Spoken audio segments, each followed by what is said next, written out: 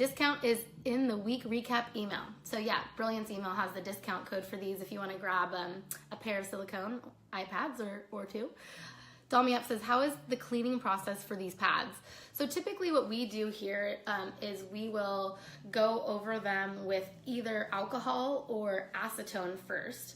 Acetone is only necessary to remove adhesive. So if you're accidentally getting a lash with adhesive on it and you have like a glue dot, then you can take that off with acetone.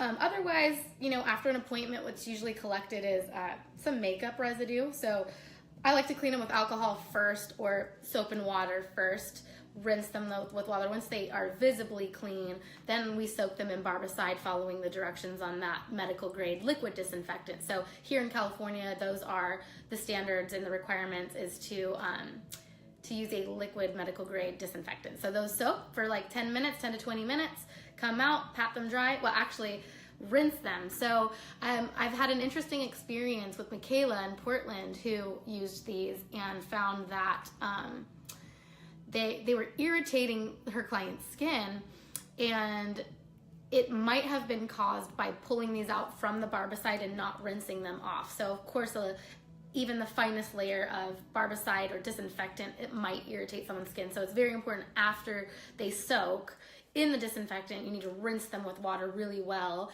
and then pat them dry. That makes a lot of sense. Because I don't know if any of you are disinfecting your tools like right to your side and not rinsing them afterwards, but that's important step. So Victoria says a quarter. I have a 1/2 inch and it's so thick. Yeah, you're right. It's a 1/4 inch. I was thinking, yeah, it's really thin. Thanks, Victoria.